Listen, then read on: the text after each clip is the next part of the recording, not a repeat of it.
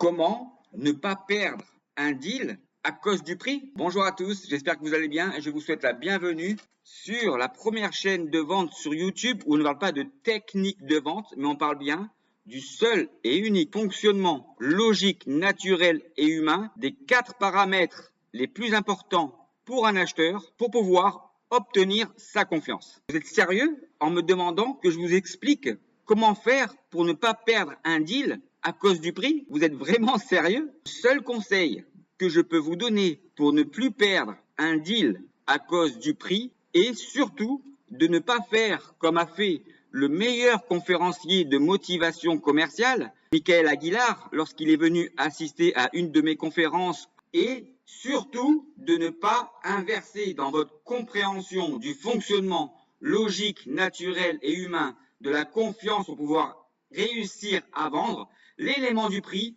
et l'élément du risque. Alors maintenant, si vous voulez vraiment savoir ce qu'il se passe sur vos opportunités commerciales lorsque vous inversez dans le bon fonctionnement des 4 paramètres les plus importants dans les 3 phases d'un cycle de vente, l'élément du prix et du risque, alors je vous conseille d'aller voir la vidéo que j'ai réalisée sur à quoi peut bien vous servir de comprendre le fonctionnement de la compréhension du cycle d'achat client. Et aussi de regarder la vidéo sur les 5 bénéfices du fonctionnement de la confiance dans les 3 phases d'un cycle de vente. Mais ce qui est le plus important, c'est arrêter de croire n'importe quoi sur ce que vous disent certaines personnes sur le fonctionnement de la vente. Arrêtez de croire ces gens-là.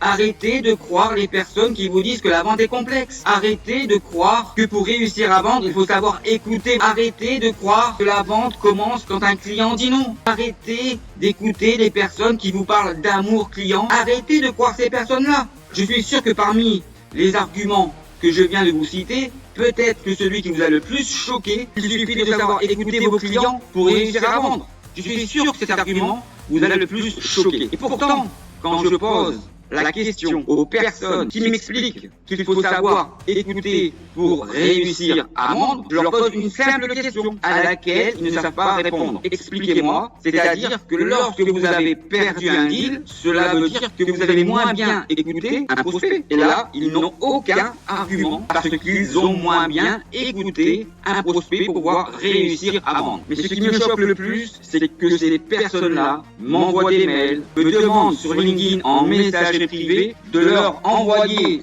gratuitement mon livre pour qu'ils puissent en faire des posts et sa publicité. Et ça va pas? Mais attendez, il y a un truc qui va pas là-dedans. Donc maintenant, plutôt de conclure cette vidéo, surtout de prendre soin de vous et soin des autres, je vais plutôt me permettre, et comme je suis un peu énervé, de réaliser un plagiat. Et pour ceux qui connaissent Dingooz, en vous disant à l'église, vous m'avez compris.